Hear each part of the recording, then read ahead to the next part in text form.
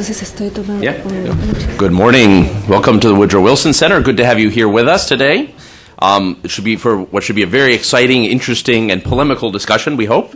It is a real pleasure to have some distinguished panelists who I will introduce briefly in a moment. Thank you all for your mobility, moving to this room. We had originally been in the fifth floor. We are fortunate to have with us C-SPAN and Voice of America today, and this is a room that works much better for the filming of an event like this, and I want to welcome anyone that joins us through those media as well. Next week, President Calderon of Mexico will be in Washington for a state visit with President Obama. It's the second state visit of Obama's administration. This is the culmination of a number of other high-level visits. Obama has been twice to Mexico in the first year and a half of his administration. We've seen Secretary Clinton, Secretary Napolitano, Attorney General Holder, and many others go to Mexico on a number of occasions, as well as a number of Mexican officials here. This has been an intense period in the U.S.-Mexico relationship, primarily on security issues, but clearly there are a number of issues like migration, which are hot-button issues in both countries, issues of competitiveness that tie the two countries together, of trade, development concerns, questions of even energy and renewable energy, a great deal that could be on trucking dispute, lots of things that could be on the U.S.-Mexico agenda, and a whole new focus on how to manage the border, which we may hear something about next week as well. Above all, state visits are an opportunity to focus. They focus the administrations in both countries on the relationship, but also a chance to focus all of us who are interested in Mexico and U.S.-Mexico relations and what is going on in this relationship. So we thought it was a great opportunity. This was actually, I should say, Denise Dresser's suggestion to do this meeting, and we're very pleased that you could join us. To sort of take stock both of where Mexico is, which is what we'll start talking about, and then where the U.S.-Mexico relationship is. We're going to try and do both within the context of an hour and a half. Before that, and before I introduce our distinguished panelists, let me do a quick infomercial, which is we have been working very hard with a number of colleagues on a series of projects, some of which you've seen and some of which you will see shortly. On Monday, I want to highlight something that Eric Olson and David Shirk have been putting together with a number of other colleagues on U.S.-Mexico security cooperation. You'll see a number of papers coming out on this. Dolly Esteves, I see back there, is one of the writers of this. Diana Negroponte, one of our board members, has been one of the people who's advised on this, as well as Lázaro Cárdenas, who is somewhere in the room as well. This should be very interesting for anyone following this issue. There's a paper on renewable energy by Duncan Wood that just came out in the working paper format. It'll eventually come out as a bulletin. Rob Donnelly has just, with a couple of colleagues, Jonathan Fox and Xochitl Bala, just published something on immigrant civic and political participation that came out on Monday. And Katie Putnam, who organized today's meeting, who's back there, and Chris Wilson, have something coming out called More Than Neighbors, which is really a fact book on Mexico and U.S.-Mexico relations. That should be out Tuesday, Wednesday next week. So be attentive. We're sorry we'll be flooding your email boxes, but nonetheless, a lot of things that may be useful for those of you that follow Mexico and the U.S.-Mexico relationship. Oh, and a book which is out there, which we just got copies of, called Mexico's Democratic Challenges. It is on Amazon, we're told. It is a number of colleagues. Jacqueline Pichard is the co-editor on it. Jose Waldenberg wrote the prologue, and a number of very distinguished Mexican and U.S. scholars have contributed to this. Without further ado, let me introduce our panelists. And we're going to do this as a conversation here. Denise Dresser is, of course, a professor at ITAMand. She's a columnist in Reforma. She's written her last book, actually, which I'm going to forget the title on, Denise, I said it was a history, a somewhat ironic satirical history of Mexican politics. One of the most creative things that I've seen in any country. And I said to Denise once, I think you took this from the Mexican cartooning heritage, right? There's a sort of cartoon style. I said, no, it's Jon Stewart in many ways. It really is sort of an adaptation between sort of a Mexican tradition of cartooning and how that looks, but really the irony and the sarcasm of Jon Stewart. She's a very creative analyst. She yesterday won the National Journalism Prize in Mexico, so congratulate her on that. And is a person who's prolific as a public intellectual, as a scholar, and as someone who really moves forward debates in Mexico. Juan Pardinas is at the Mexican Council on Competitiveness. Before that, he was at CIDAC for a long time, also a columnist in Reforma. And as I said to some people earlier, I think is one of the new voices in Mexico, though he has been around for a while, but I think is one of those voices that you will hear more and more from over time, who has been very active. He runs a project on transparency in municipal finances, as well in finances in general at IMCO. and has been doing a lot of work really to make public finances more accessible and more transparent and more accountable to average citizens. Shannon O'Neill is the Douglas Dillon Fellow of Latin America at the Council on Foreign Relations.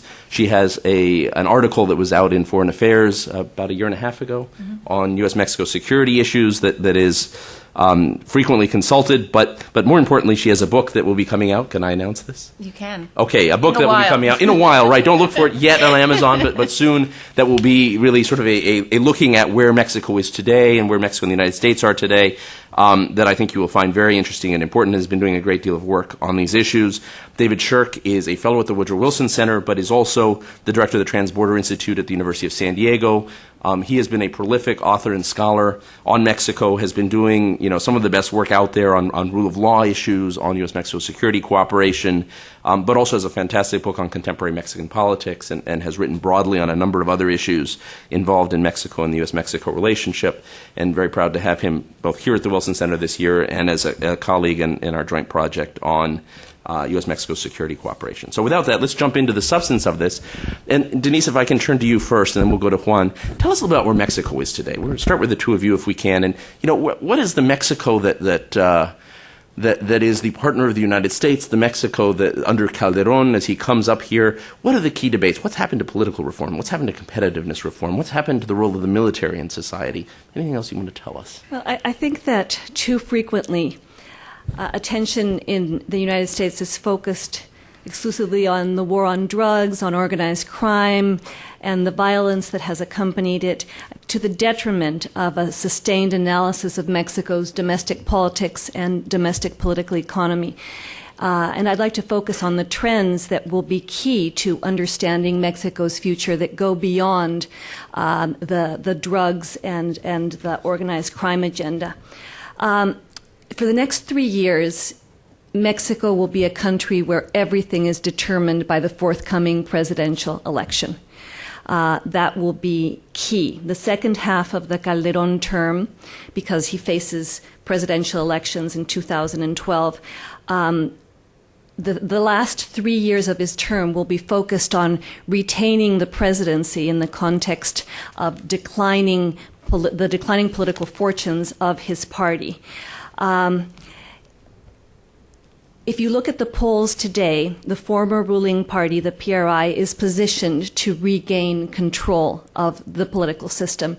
The current governor of the state of Mexico, Enrique Peña Nieto, is a front runner in most of the polls, and the PRI is positioned to win 10 out of the 12 governorships that are up for grabs in July.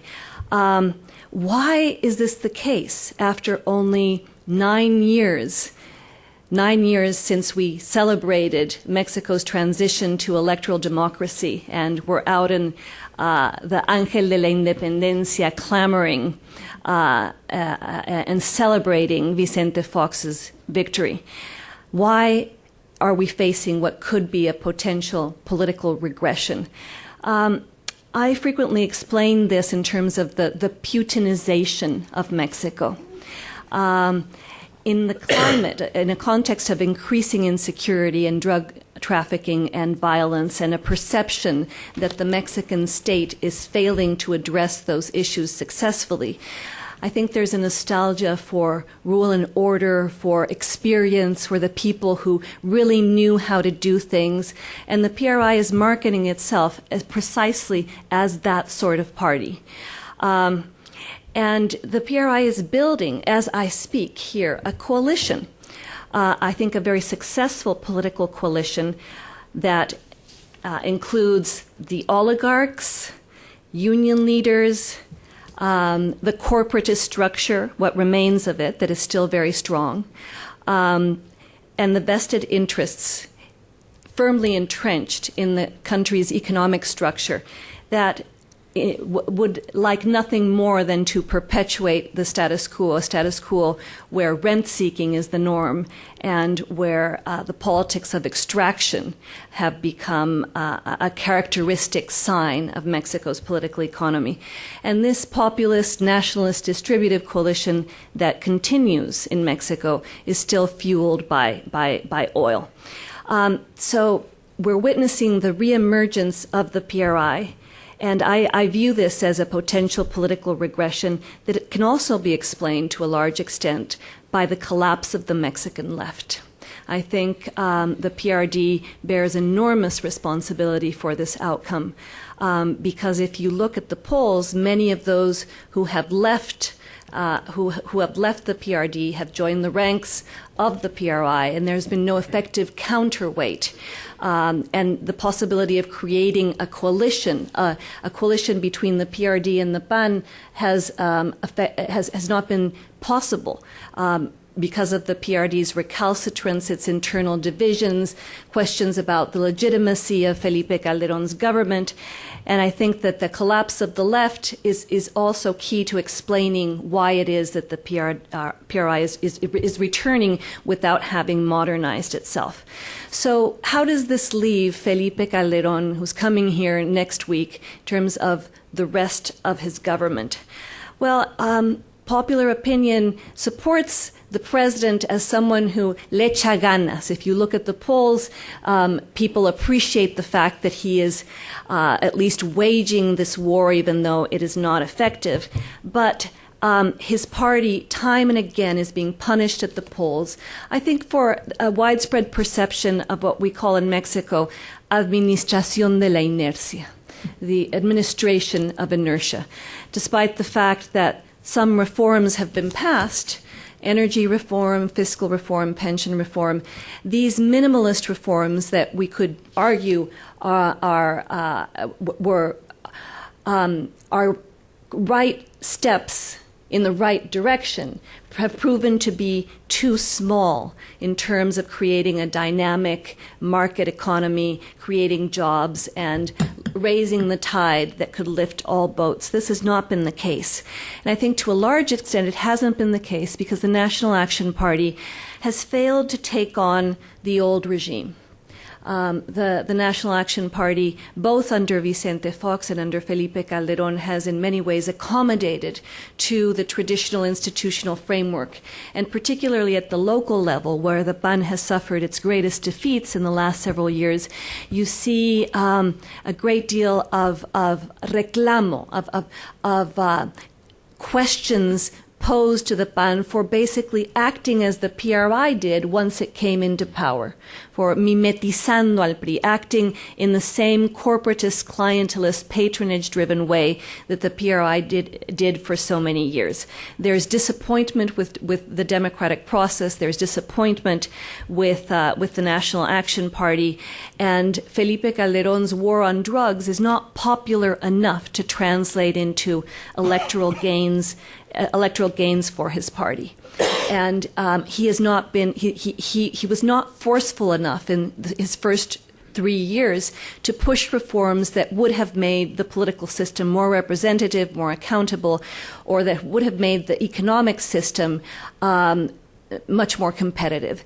So what is he trying to do now? I think he viewed the midterms, the past midterms, as a wake-up call, and now you see him trying to push forward a series of reforms that he didn't advocate during his first 3 years. He's trying to position himself as the reformist that he wasn't in his first 3 years in order to present a reformist face to the electorate, while at the same time trying to smoke out the PRI or put the PRI into a corner where it has to adopt a public position on reforms that the president is advocating, such as re-election, citizen candidacies, an anti-monopoly agenda.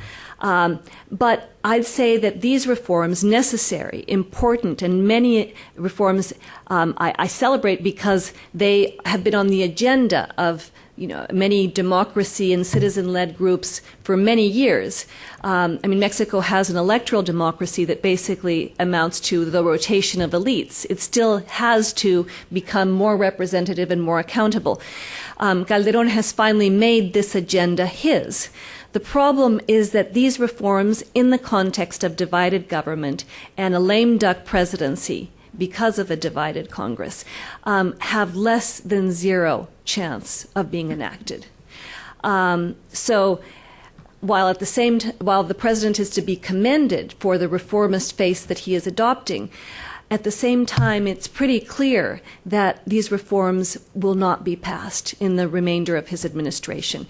Why? Because they would need the support of the PRI. Today, the PRI has a majority in Congress with the Green Party.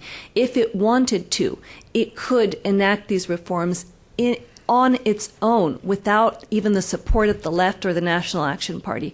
And I would argue that that will not be the case because of the interest that the PRI coalition is defending and because the PRI believes that it doesn't have to modernize itself or to enact these reforms in order to come back into power.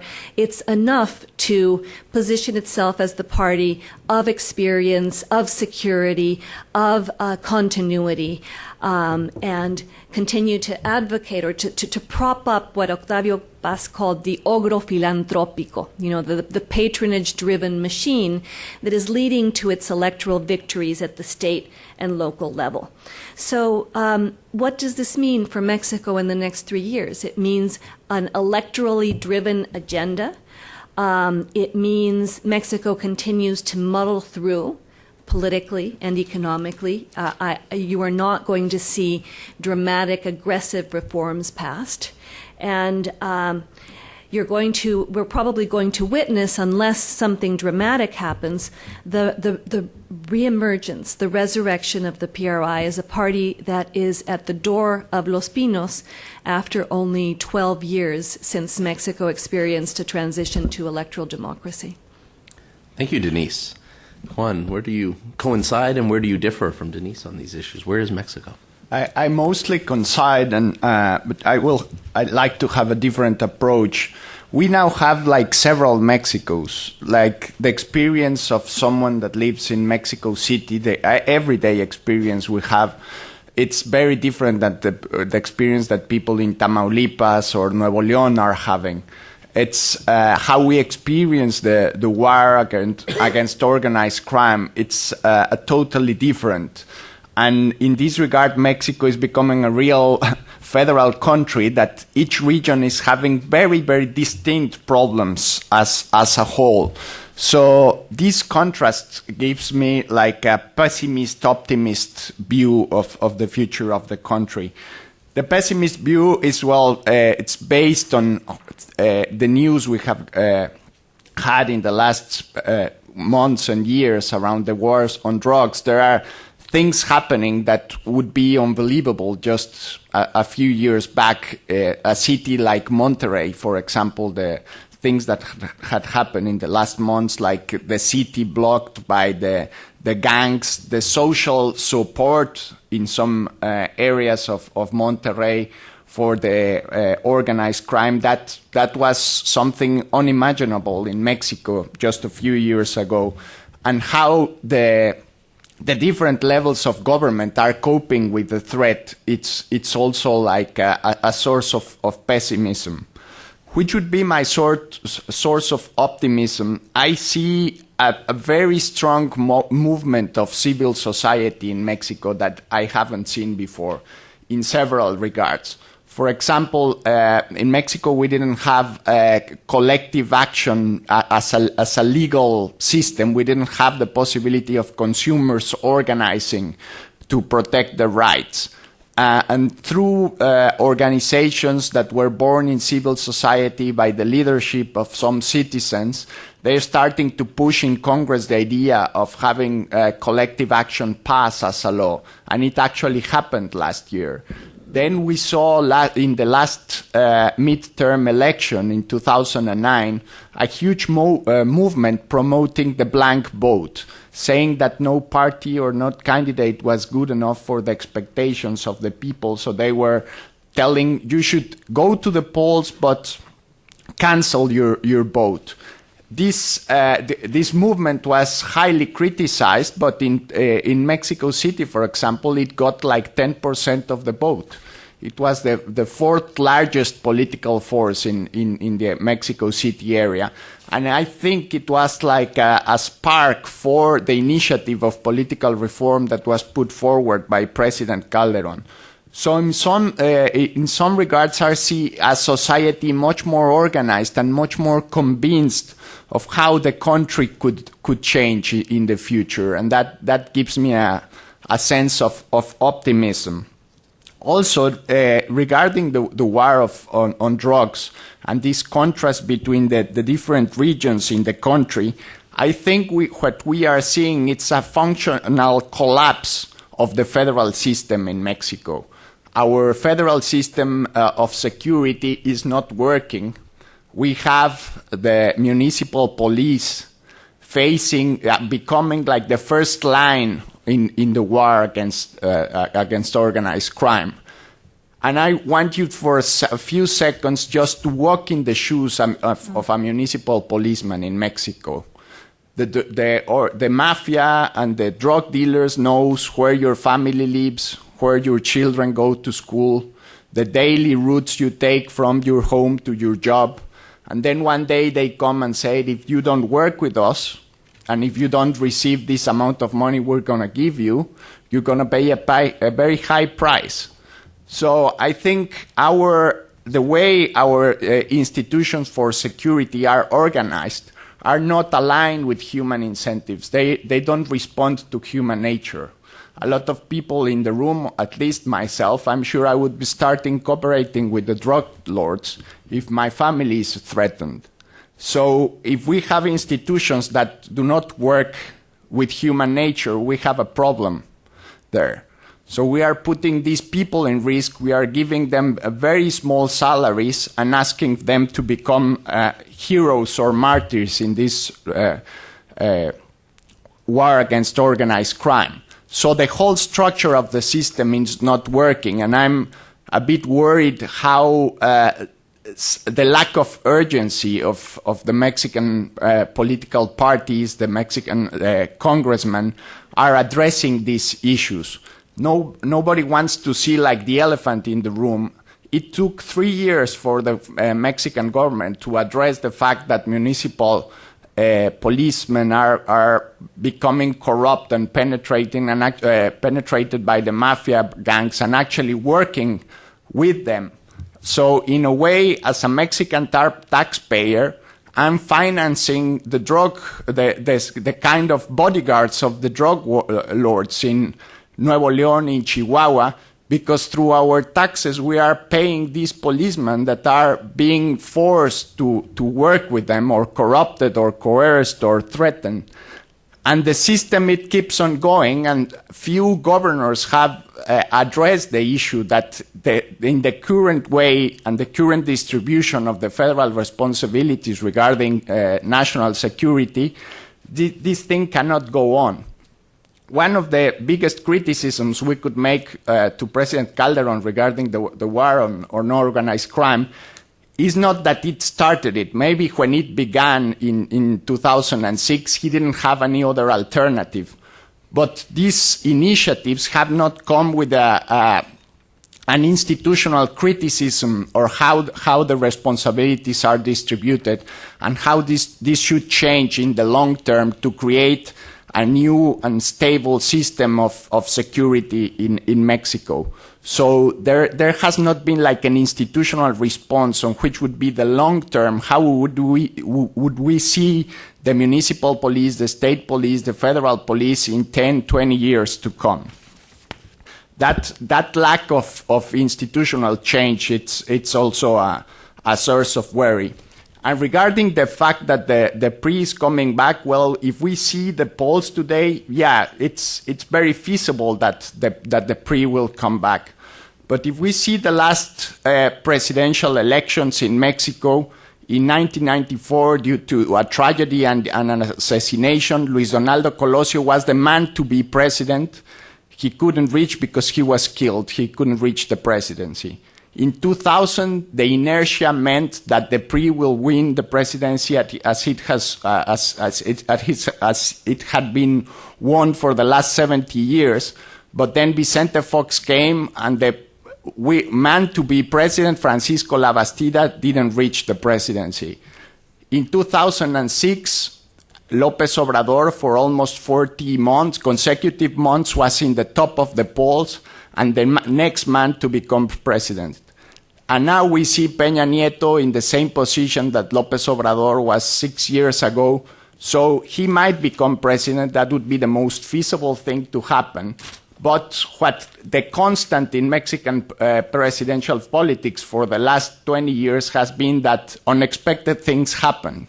So things could, it's not necessarily a fact that he will win the election. And the image that the PRI wants to portray of efficiency and that they know how to govern, I think it could be very highly questioned if we see the state with the with the highest levels of violence, which are basically Tamaulipas, Chihuahua, Nuevo León, Sinaloa. All these states are governed by PRI governors. So I wonder just the fact that a new party comes or the PRI comes back to power will be the first step towards solution. I think it would be very questionable. And they give this image that they know how to govern, and I think this perception does not address the fact that the whole country has changed a lot in the last 20 years. The country, the Mexico that was governed by the PRI during the 20th century is not there anymore. Maybe it still exists in some regions, in some states, but as a whole, as a nation, our institutions are different, our society is different, and it would be a huge challenge for the PRI to try to adapt to these new circumstances if they really start a government in 2012. So my source of optimism is in society, my source of pessimism is in political institutions. Thank you. Well, if I turn to Shannon, tell us a little bit about, give us your optimism and pessimism for next week, and with Juan's admonition that unexpected things happen. Do we expect anything unexpected next week in the summit between President Calderon and President Obama? Sure. Well, if you think back historically the last 20 years and Mexican presidents' visits to the United States, often they're characterized by ambitious agendas. You think about Salinas coming in the early 1990s, and on the agenda was NAFTA. When Fox came here in 2001, on the agenda was comprehensive immigration reform right before September 11th. This agenda for this next week will not be as ambitious as those, in part for optimistic reasons, in part for pessimistic reasons. The biggest issue today between the U.S. and Mexico has been security issues. One reason why this is not an ambitious agenda on this visit is because the United States and Mexico have been working quite well for now almost 3 years together on this agenda. So this will be more of a touching base and pushing forward in small, concrete forms an agenda, a security agenda, U.S.-Mexico bilateral agenda that has been quite developed. It started with the Merit Initiative under the Bush administration. In this last year under the Obama administration, we've seen a real transformation of the direction of the Merit Initiative and where it's going forward. Moving from a much more military-focused to one that includes institution building and what they're calling resilient communities, getting at the socioeconomic factors underlying much of the violence and problems at the border. And we saw just a little under 2 months ago a whole host of high-level U.S. officials led by Hillary Clinton go to Mexico City to try to hash out this new agenda. So some of this has already been done. Rather than being done here in Washington, it was done in Mexico City a couple months ago. And what we'll see in this meeting on the security side is really ratification by the two presidents and some fleshing out of a few details on particular programs that have happened in the last 2 months. An issue that could be on the agenda and probably should be on the agenda that would be quite ambitious but will not be talked about most likely next week is North American competitiveness and where that goes. Obama in his State of the Union put forth that he wanted to double exports over the next 5 years, which is quite ambitious. But in order to do that, Mexico and really North America would have to be part of the equation. You talk to many private sector companies, big ones that are in Mexico and other places, companies like Intel or Caterpillar or Ford or others, and the way that they are able to produce competitively in the United States has much to do with the ties they have in Canada and the ties they have to the United States. If they do not put part of their plants in Mexico or Canada, then they put them in China or they put them in Brazil or they put them other places. When they're in Mexico, they are able to bring imports from the United States or inputs and take them to Mexico and then bring them back here or send them to other markets. When they're in Brazil and China, they don't use inputs from the United States. So in this equation, while putting a plant in Mexico may take 200 jobs out of the United States, it also often saves thousands of jobs because some inputs are coming from the United States to Mexico. There's an integration that happens which doesn't happen in other parts of the world. So for the benefit of Mexico and its economic growth, but also for the benefit of the U.S. and its export growth, this issue of North American competitiveness should be on the agenda. And unfortunately, I don't think we're going to hear people talk about those big issues. We'll hear about smaller trade issues. Perhaps the trucking issue is going to come up and where we are with that, some other border issues, but not a big, ambitious agenda thinking about the medium to long term for the United States and for Mexico. We will see on the agenda, most likely, immigration. Now, this, as we know, is a quite difficult issue in the United States. It's quite polarizing. It is also a difficult issue in Mexico, but particularly because of the law that was recently passed in Arizona, President Calderon almost must mention it and really put it forcefully on the agenda to play to his own home audience. If he goes back to Mexico without mentioning what has happened in Arizona and how the Mexicans feel about it, it will be incredibly difficult for him to come back home.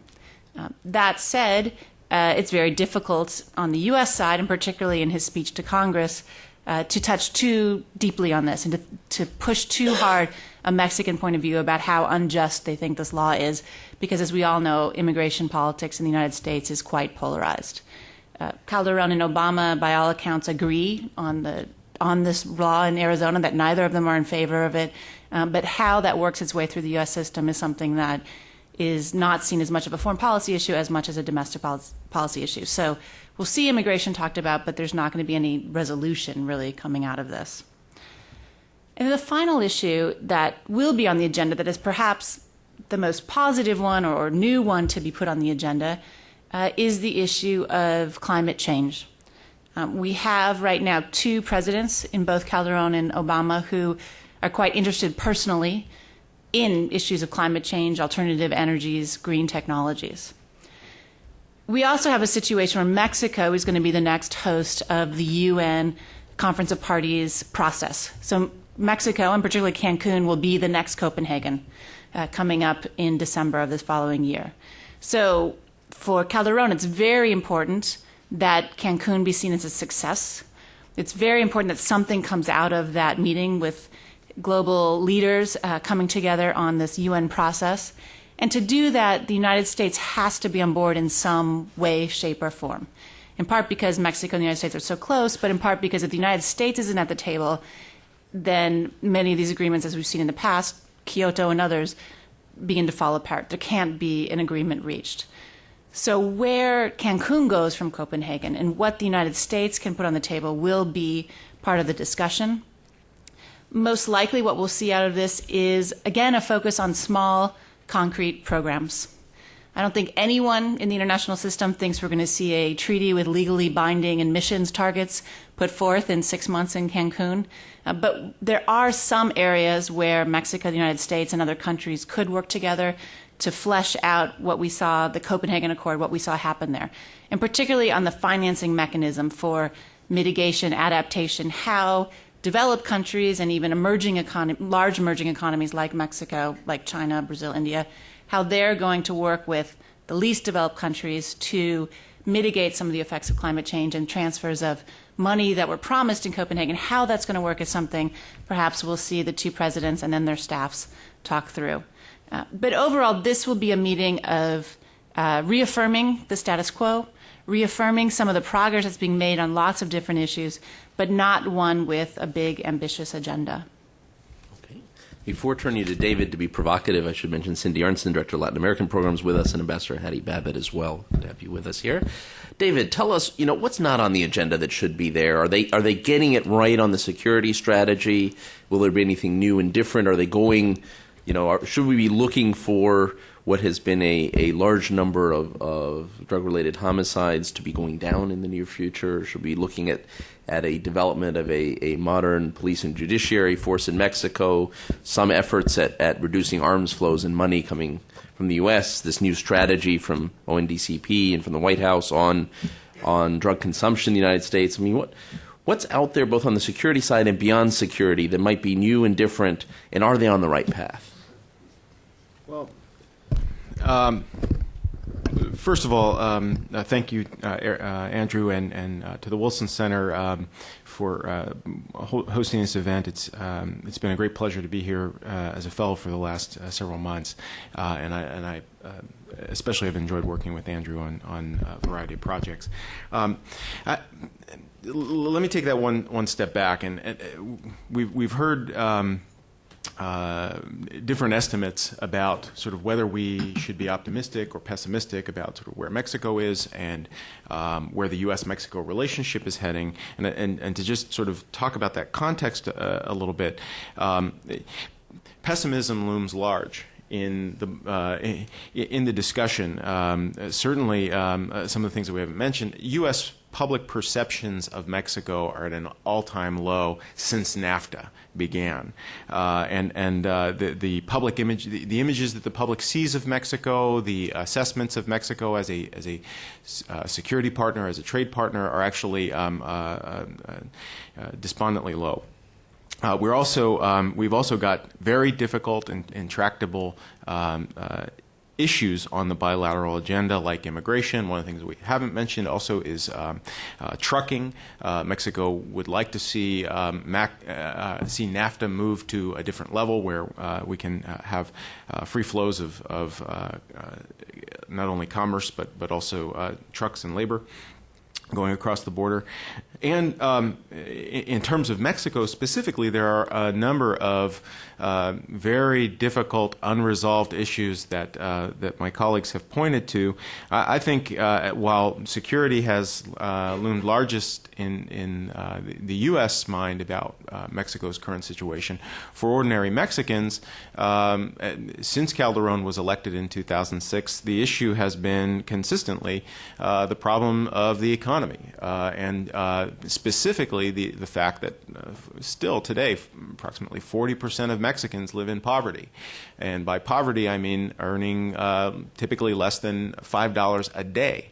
Also the issue of inequality, the fact that although so many Mexicans live in dire circumstances, Mexico is also home to one of the world's the world's richest man, Carlos Slim. And the reason he's so rich is because Mexico has an extremely uncompetitive domestic economy. Add on top of all of this as the cherry, the idea that in 2012 we're going to see a pre-victory, and I think this for people who have championed Mexican democracy and who have concerns about whether or not the PRI has changed its ways, and there are significant signs that it is still very much the same party it was 10 years ago. And before, all of this adds up to a pretty half or three-quarters empty glass. I think that, though, that we also need to take into consideration the other side of things. First of all, I mean, while the U.S. public may not perceive it, U.S.-Mexican relations are at an all-time high on several different indicators in terms of levels of security cooperation, the simple extent or intensiveness of engagement by the U.S. between the U.S. and Mexico is at a significant high, and fortunately for Mexico and the United States, on problematic issues, thorny issues like the situation in Arizona, the Obama administration and the Calderon administration strongly agree about that particular issue. Also, thinking about Mexico's problems, thinking about its economic situation, it is very, very easy to be dissatisfied. But the reality is Mexico is in a very different place 10 years than it was 10 years ago, or especially where it was 15 or 20 years ago. Mexico is seemingly devaluation-proof. In the sense, not that they're free from devaluations, but that the very significant devaluation of the peso that we saw in the last year really wasn't even a major blip on most people's radar screen and on ordinary Mexicans' pocketbooks. And that suggests that there have been some fundamental changes in Mexico's macroeconomic picture, which are ultimately quite positive.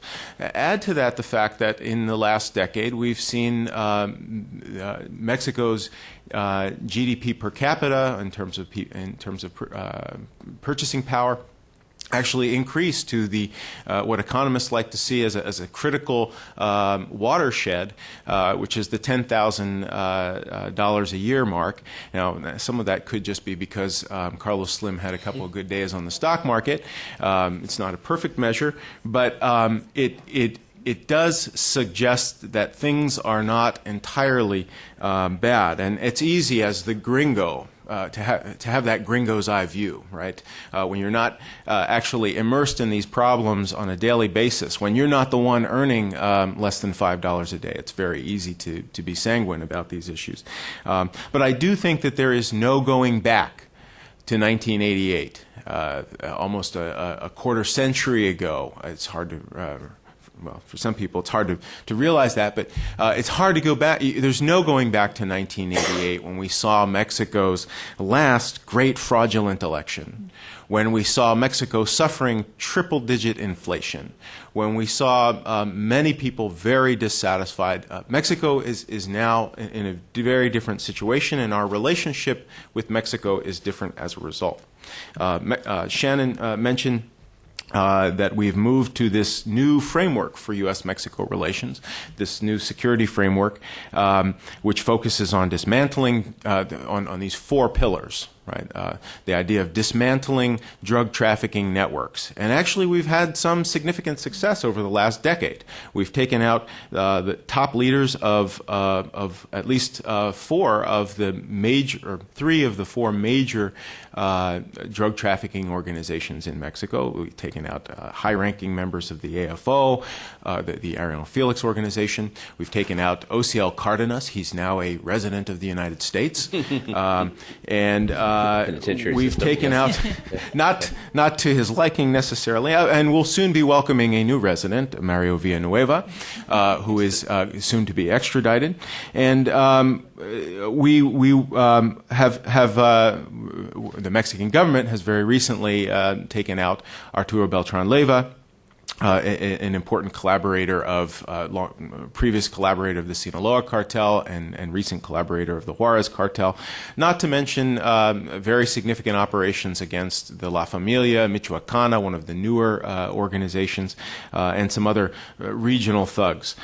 So that lends to the administration, the Calderon administration. And there are rumors that Chapo's wife may have been arrested in the past day or two, though these seem to be unconfirmed, right? That's correct. And who knows what how it's a way to avoid divorce who knows whether proceedings, that's as you said. What Chapo wanted or not. But the administration's goal. The administration's measure of success, the Calderon administration's measure of success, and by and large the U.S. measure of success, has been on this point of dismantling drug trafficking networks, and so that's seen as a measure of success. I'll get back to that, but the other two issues are building effective judicial sector institutions, and here again, Mexico has made significant progress. It may not look like it, but the fact that we're actually identifying corruption in law enforcement in Mexico, the fact that we're actually talking about trying to really strengthen municipal policing, the fact that these issues are on the agenda and that there are significant reforms in place that will move Mexico to a more effective judicial system, I think are important. The third pillar is this idea of building a 21st century border. And I thought that the 21st century was supposed to be the borderless century, but evidently I was reading the wrong things in the 1990s. But the idea is to facilitate trade, prevent illegal or illicit flows, stop southbound flows of U.S. weapons and arms into Mexico. I think that this is obviously something that the United States and Mexico have to work on together, but it ultimately misses the real point, which is that when we're talking about cross-border or trans-border problems, we need trans-border and or cross-border solutions. We need to be focused on the point of sale or the point of origin, whether we're talking about the hiring of undocumented workers or we're talking about the selling of weapons. We need to be focused on where those transactions take place. If they get to the border, it's already too late to address those problems effectively.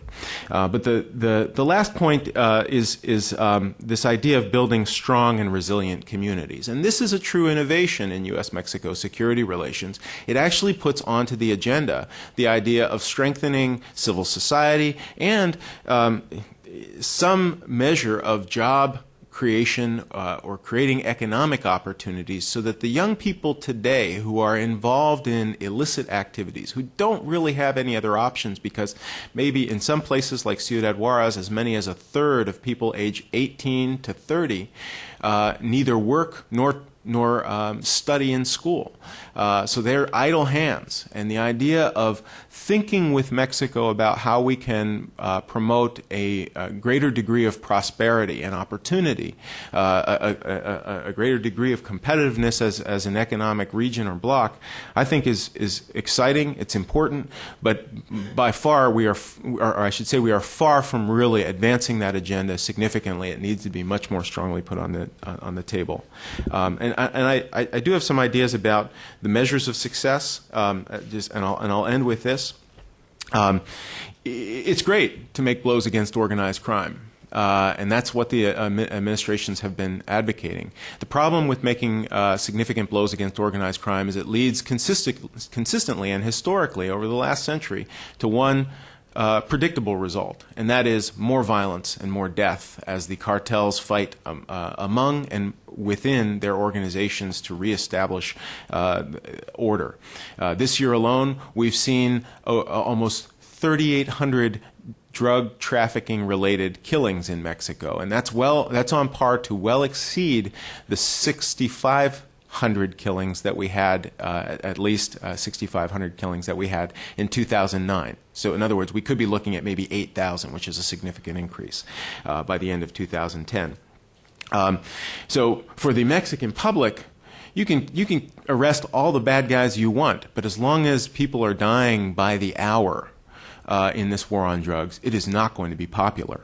And lastly, for me, ultimately, I mean, why are we doing this? We're doing this because theoretically we want to reduce the availability, the flow, availability, and consumption of drugs in the United States. Well, how's that working out for you? As to quote Sarah Palin, it doesn't appear that we have made a great deal of success. And if you look at the data, we are approaching a majority of American voters, that is, people aged 18 or over, who have experimented, at least, at some point in their lives with the use of drugs. That is abominable. That is not acceptable, and it is an insult to Mexico that we are not able to control consumption. This week, the Obama administration said we're going to try to get a handle on that over the next 5 years. Not many people would say that it is a game-changing allocation of resources. And so in the meantime, as we look around the country and we see states like California going in completely the opposite direction, possibly voting to legalize the consumption of certain drugs, it really makes you scratch your head and say, what is all of this for? Thank you, David. Let me go back each. We want to open this up to the audience, but let me go back each for sort of 1-minute responses from each of you on points that you've made or I know you've made elsewhere, which is, Denise, very quickly. I mean, what does Calderon need out of this visit next week? What does he want to take back? He wants American validation for the war on drugs. He wants a big pat on the back. He wants recognition for his boldness, his bravery, his willingness to take on organized crime at a time in which the war on drugs is increasingly unpopular in his own country, where midway through his term, his main policy initiative is being questioned by many Mexicans, as the polls reveal, at a time in which it's not clear that the war on drugs is actually reducing the violence, or rather fueling it, at a time in which his party faces increasing political competition and has not fared well. So I think Felipe Calderon is coming here with the hope that once President Obama embraces him and says all the right things in terms of applauding what he has done over the past 3 years, he can carry that back to Mexico and bolster his political legitimacy in a context in which he is, in many ways, a lame duck, a weak president who has very little to offer the Mexican public in what remains of his term. So I think he comes here on a quest for validation, for ratification, and for political capital. Shannon, let me ask you the mirror question. What does President Obama and the Obama administration need out of next week's visit?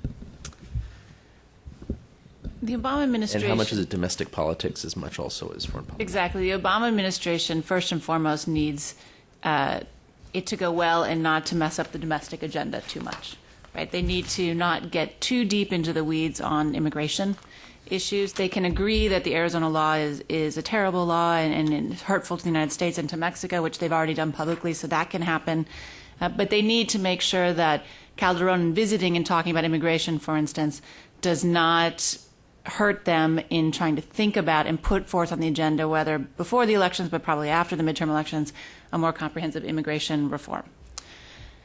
They need, when they turn to issues of climate change, they need President Calderon to at least recognize that there's a bill now on the table, this Kerry Lieberman bill that came out this week, and that potentially there's a chance for that passing, and to play along with that, even though it looks very unlikely that that will pass, just given the polarization and, again, the lead up to the midterm elections. They need New Mexico to play along on that side.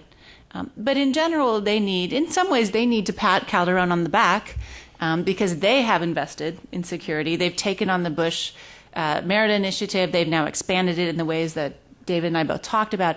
They need to validate that this is the way forward with Mexico. And in general, by being seen together and talking about things in a quite positive way, that it is worth this investment in security, and security very broadly defined with socioeconomic factors in there, with the 21st century border in there. They need to get out of it that this is a good investment for the United States and should continue to go on, because many people in the Obama administration want to do this, but they are trying to convince at times some members of Congress that are less sure about whether this is a good investment of U.S. money and resources. And David, you hinted at this at the end. You raised some questions about the strategy. Tell us what would be, and then this is sort of a preliminary view of the report that you and Eric have been coordinating on security cooperation. I mean, what would be the right strategy? Where likely that what they do in the next 2 years will become locked into policy over time in some ways. How do you get this right? Where's the right way to go? What needs to be tweaked? Well, if this is the idea of getting drug trafficking under control and ultimately preventing access to drugs for U.S. consumers, you've got four possibilities. There are four strategies to dealing with the black market in drugs in North America and worldwide, really. One is complicity, or what Mexico might call convivencia. The idea of simply working hand in glove with the traffickers, accepting their existence, and taking the occasional bribe. And that's the way drug trafficking in the U.S.-Mexico context worked for many years, with very high-ranking officials on the Mexican side, and no small number recently of low-level U.S. officials, Border Patrol agents and others, actually getting snared up in this kind of thing. The second approach approach is to do a head-on fight against the cartels, and that's been the strategy that we've taken on for almost the last decade, with the idea of dismantling organized crime syndicates. Some people call that the Hydra strategy because, like the mythological beast of ancient times, you cut the head off of one organization and a new one grows back. And so there are serious questions about how effective that can be. Thirdly, you can try to reduce consumption. And as I said, unless you're willing to put very serious resources into that effort, it is dubious how much you can decrease the availability of drugs and therefore decrease the profits that drug trafficking organizations have. And 15% reduction in youth consumption of drugs, as the Obama administration recently proposed, is not going to take a whole lot of money out of the pockets of Chapo Guzman, the richest drug trafficker in Mexico. So the last option, which no one has wanted to talk about for 40 or 100 years or so, is the idea of trying to regulate consumption in some kind of legalized scenario. And I think that whether the administrations like it or not, or whether it is in tune with the majority of the American public, which opposes the idea of drug legalization right now, I think that we're on a path to legalization in the sense that states and localities are beginning to explore legal options for people to consume, whether it's the dozen or so states that allow for legal consumption of marijuana for medical reasons, or states like California that are flat broke and just need some extra tax revenue from a little bit of pot sales. Whatever the reason is, I think that we're seeing a shift. And when the United States can elect a person who is an open, admitted drug user, not only did he inhale, but he also snorted, I think that suggests a sea change in the way the American public views the issue of drug consumption. And I think that that's going to be very interesting to watch play out over the next decade. And finally, before we open it up to the audience, Juan, to come back to the issues we started off, what does Calderon's getting into the last 2 years of his administration, last 2.5 years, this is legacy time. What can he do in the last 2.5 years that would leave a legacy, and is he willing to do those things? Well, I joke once in an article that so far the biggest legacy that the President Calderon has is that he's the president that teaches how to sneeze with the inside part of our elbow. During the swine flu episode, by the way. There is a context for this. Because he went on national television to give a lesson on how to sneeze. I think he has a huge problem with his legacy. The most important decision, economic and policy-wise, he has taken was against this company, Luz y Fuerza del Centro, which was a rent-seeking union in control of the utility company that provide electricity to Mexico City and the surrounding areas. But that was a decision of power. We want to dismantle the union and the company. But which would be his institutional legacy? Which institution would be there in 20 years? Which would be, Salinas gave us the NAFTA, for example. We might have conflicting memories of the character, but he left something for the Mexican people to be remembered of. Cedillo gave autonomy to the IFE, created the Mexican equivalent of the EAO, the Auditoría Superior de la Federación. Fox at least didn't obstruct the creation of the National Transparency Institute. Which would be the legacy of Calderon? Andrew, what did I did wrong that you asked me such a difficult question? Okay, well, let's open it up to your questions. Again, we welcome viewers who are watching us this is videocast, who are watching us by the videocast as well as those on C-SPAN. And Joe Dukert, who will be, by the way, another infomercial on May 24th, we will be launching the paper on renewable energy, and we're very fortunate that Joe will be joining us as a commentator on that day. Ambassador Babbitt as well. So why don't we start with Joe Dukert? We'll take and then we'll come here. Well, let's do 3 questions, and we'll come back to the panel. So, Joe, you got the first one. Okay. My name is Joe Dukert. I'm a political economist. a senior associate with the Center for Strategic and International Studies. Andrew, I'm awfully glad that you asked Shannon the question you did about the domestic considerations in this country as to what will happen at the summit. And this is really a political commentary. Just as the Mexican president must play to his constituency in regard to immigration, I think that the United States president must play to his current constituency in respect to immigration. Now, Senate Majority Leader Harry Reid has fouled things up on the comprehensive energy and climate change legislation by announcing that he would push immigration legislation this year. And as a result, this is inside the Beltway, I guess, but Lindsey Graham, the one Republican supporter of the climate change legislation, announced that he would drop off. I think that President Obama has established a habit of making grand promises, which he sometimes has felt constrained to keep.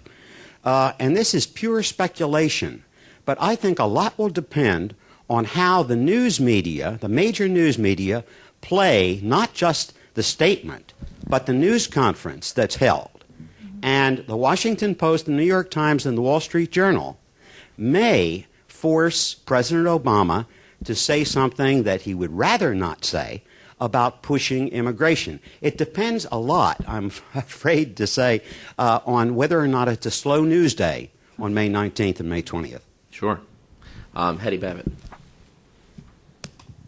I wanted to pursue Juan's misery in talking about Calderon's potential legacy. I remember in this country in 1994 some disastrous midterm elections for the Clinton administration. I remember a lot of people saying about President Clinton he didn't do anything big. He was always giving press conferences talking about things like school uniforms as a mechanism for creating stability in underserved communities, that kind of thing. Give somebody on the panel, give us a list of those kinds of things to which the Mexican population would respond, because the U.S. population responded to President Clinton's miniature initiatives positively in the end and reelected him resoundingly. And let me add to Hattie's question, too. I mean, is there any chance that his signature effort, which has been dealing with organized crime, I mean, 3 years from now, we're going to look back and say that there were some real gains on judicial reform, on police reform, and that violence might have gone down over that time, at least the counterintuitive. I mean, right now, we're all pessimistic, but 3 years from now, is it possible to look back and say that is a real legacy? And let's go to the gentleman down here, and then we'll go to Diana as well. This is a question for Denise. Could you give us your name and affiliation? Oh, yeah. Marcos from Centra Technology. A few days ago, Thomas Friedman wrote this article in the New York Times between the different middle classes in Mexico. And he mentioned that 40% of those who live under the line, the poverty line, and that is like 50 million people. 75% of those 40% believe that they actually belong to the middle class. In this context, one of the biggest challenges, from my perspective, in terms of Mexico's political system, is how to break up the current political elite, the businessman elite, and perhaps the short elite, and all these people, a few people who are basically governing our country, and which, by the way, you have pointed out in several times, and I really, I really like your perspective on that. So, what would you say about why these people, why these 50 million people living under the poverty line still believe they are living quite okay? Why? I mean, is it because of such elite or elites? Or what would be your perspective on that? Thank you. And before we close this round, Dr. Negroponte, right here in front. Chris, right in front of you. Shannon O'Neill mentioned in passing, I'm Diana Negroponte from the Brookings Institution, she mentioned in passing the trucking issue. and yet a specific decision which our two presidents could make next week is a timetable for lifting the prohibition against Mexican truck drivers driving in the United States.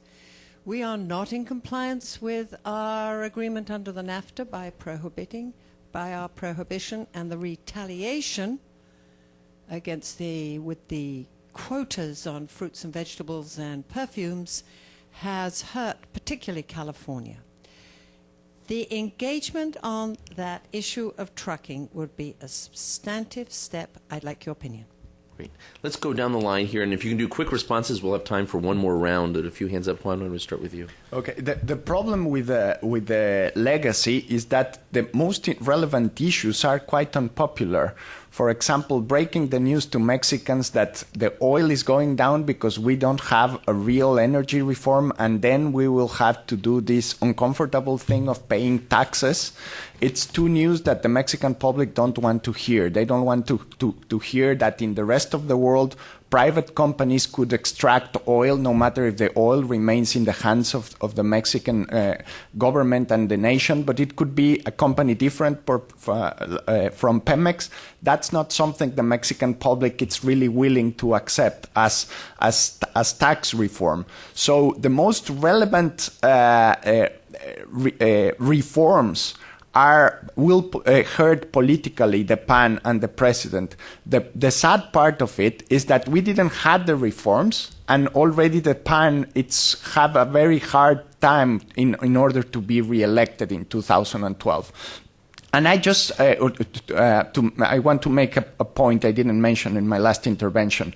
I won't blame it all the responsibility of the failure of reforms in Calderon. I think he has faced a very unresponsible opposition. There's an open debate of how good or bad was the PRI as governing, in power. But I think it's very clear they have been a very lack of creative, interest-driven opposition. And just from a foreigner point of view, as a Mexican, I was appalled of the criticism against President Obama during his first year in government, saying he hasn't achieved anything. Well, he wasn't allowed to achieve anything by the interest of the opposition. So we still haven't address the issue of that reforms will happen if the government managed to have a decent opposition with the view of changing the country. But if the opposition is just concerned in the next election and which issues will favor their candidate, that the country would not change. Denise.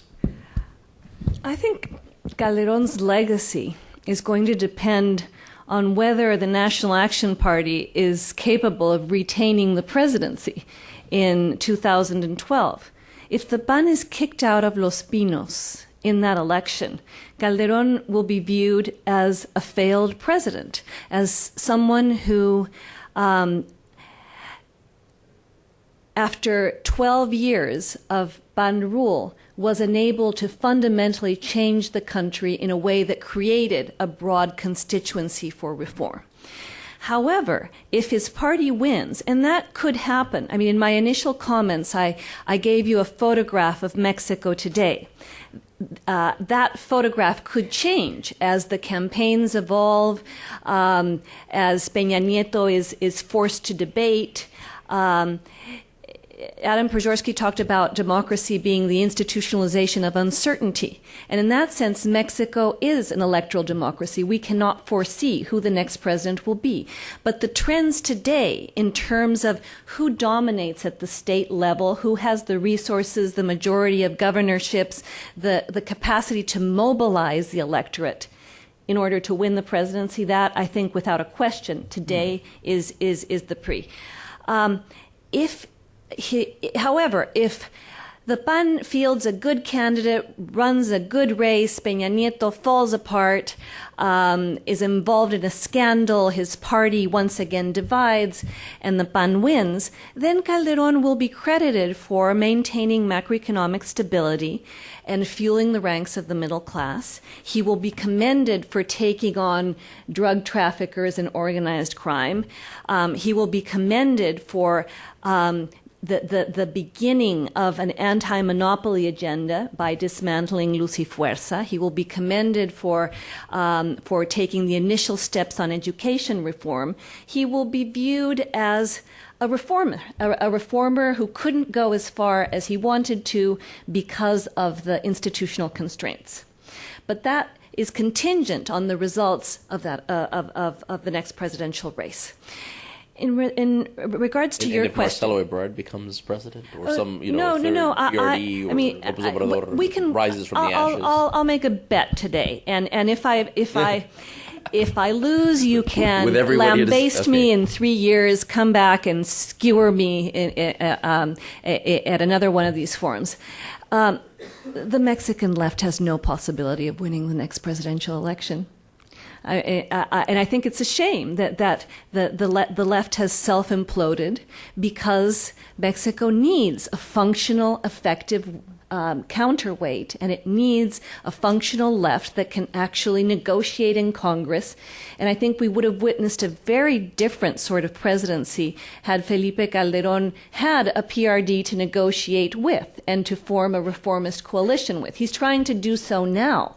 And it's interesting to see that the reforms he puts forward are supported by the left. But I think it's too little and too late, because the PRI is now in control of so many of the key levers, including its majority in Congress.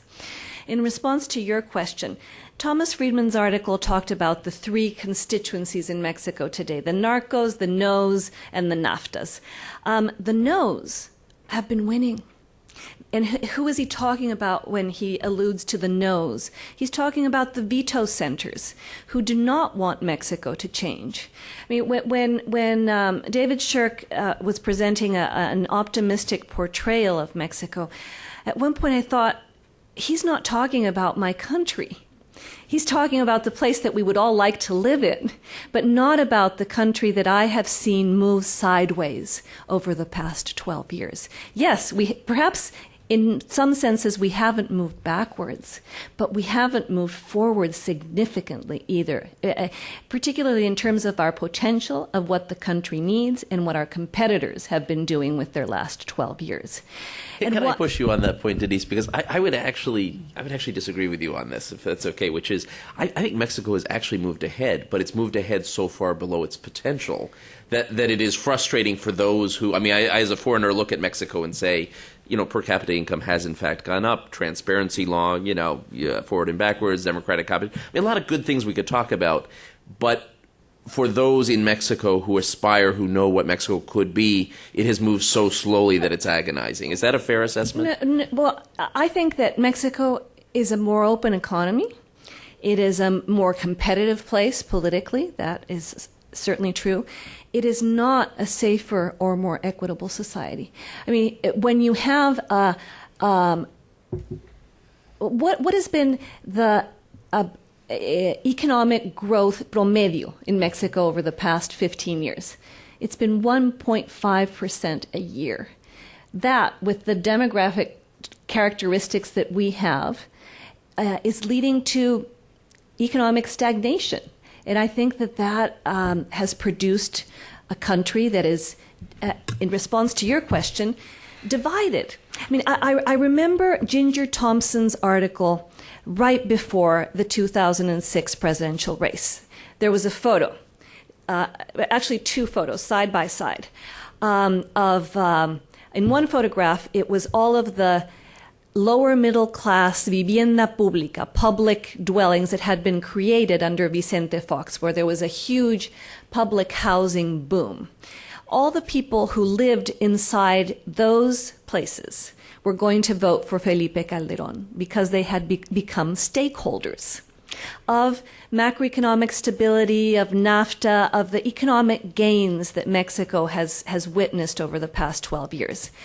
Next to those viviendas públicas were the slums, the slums that you see outside of any Mexican city. All the people in the slums were going to vote for Andrés Manuel López Obrador. What you have in Mexico today is a stalemate of the no's and the NAFTAs. That 40% of the population calls itself middle class because it is a beneficiary of many of the reforms that we have witnessed over the past 12 years.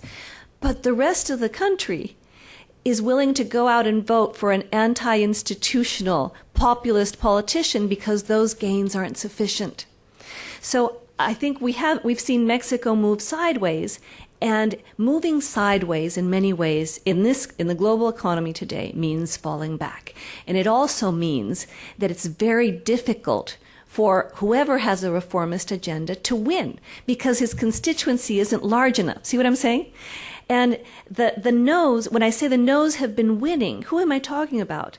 I'm talking about union leaders, monopolists, even party leaders.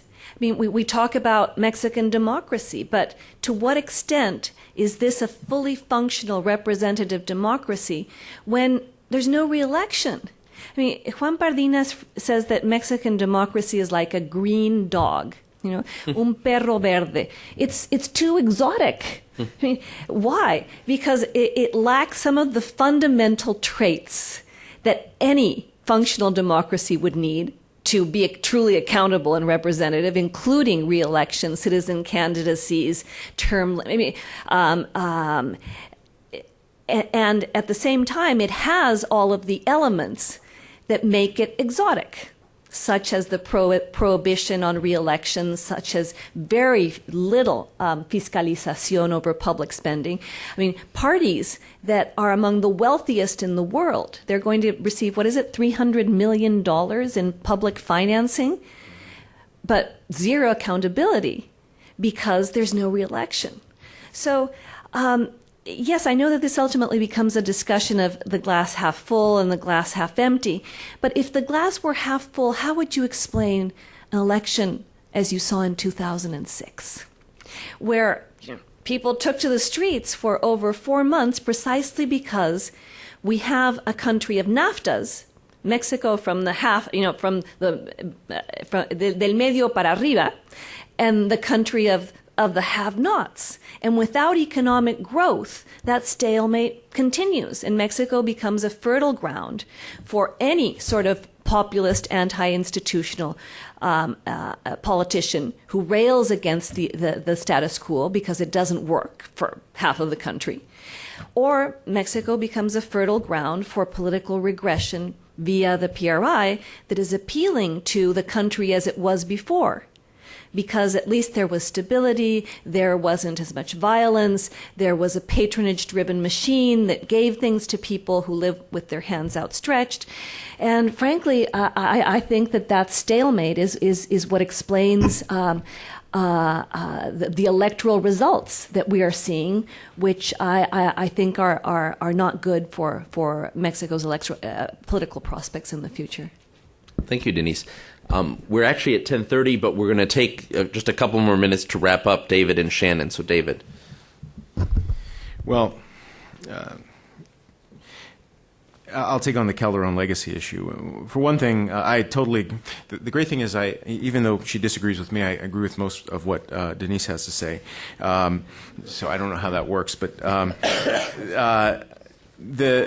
I completely agree that it depends very much on what happens. There is still a chance that the PAN could win. Something could happen to cripple Enrique Peña Nieto in some significant way. But it's, as I would say, every election has been since the PRI was born. It's the PRI's election to lose in 2012. And the last two elections, they couldn't agree to get along, and I think that's largely why they lost, more so than perhaps we might like to believe. So, assuming the PRI does win, I think we may look back and see President Calderon as the man who took Mexico to war against itself and lost. and as a result, lost the presidency. A man who neglected his initial promises when he took office to be the jobs president, but who instead became the war on drugs president. That said, I want to talk just very briefly about the secret to being an optimist and the secret to understanding, to thinking about Mexico as the place we would like it to be. And I think the secret to being an optimist is to have low expectations and a long time horizon.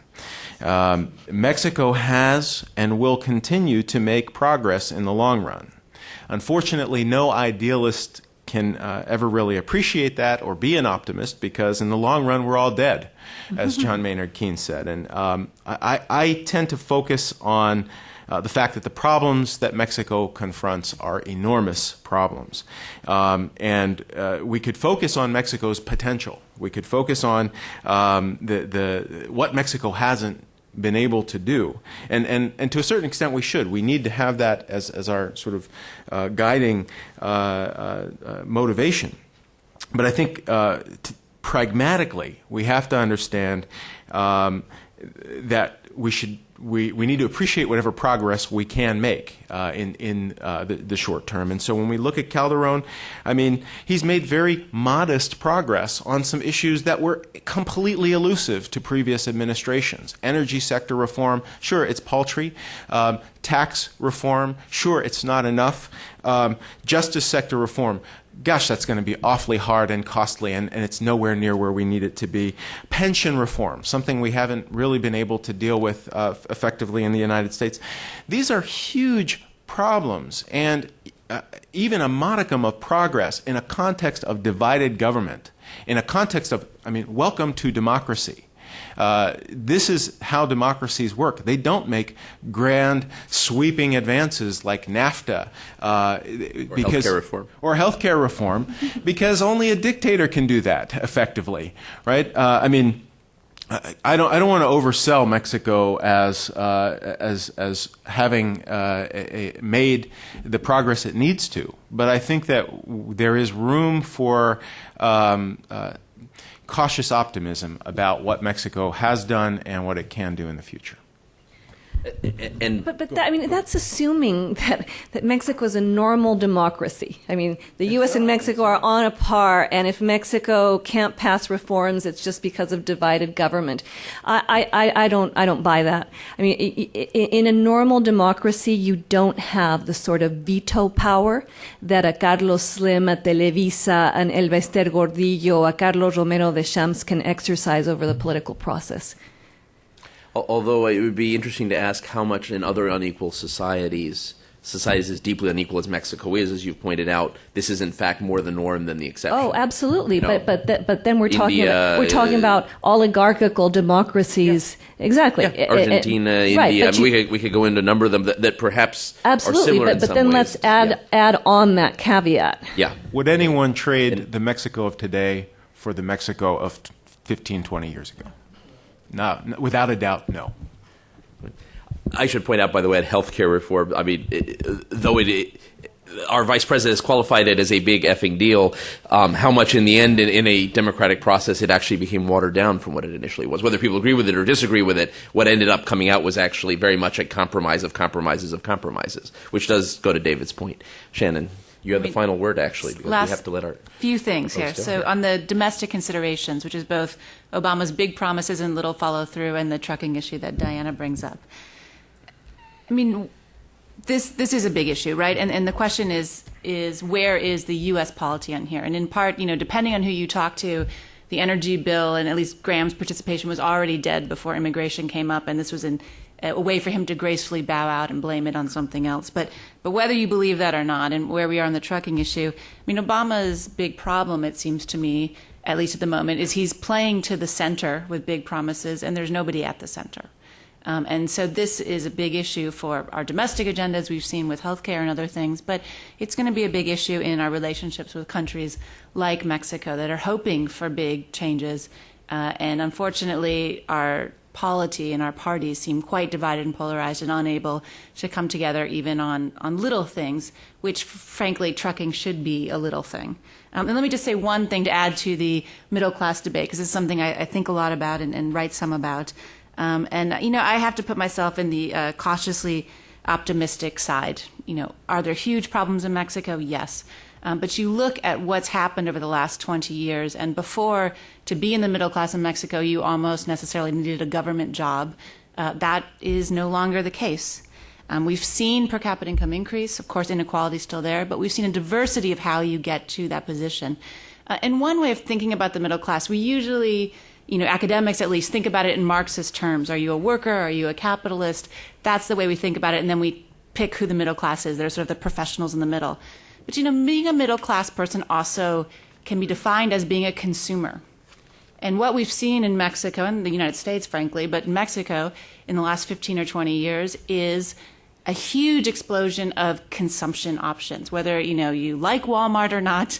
The fact that you can buy lots of things at decent prices in Mexico, you may not be earning that much more, but your capacity to live a higher quality of life, assuming you think gadgets give you a higher quality of life, has increased significantly.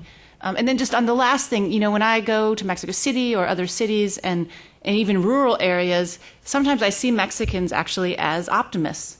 And the reason I do is because you go around Mexico and there are lots of one-story houses, but everybody has rebar up for the second story. They think they're going to build that second story, so they put those the wire up to be ready to do that.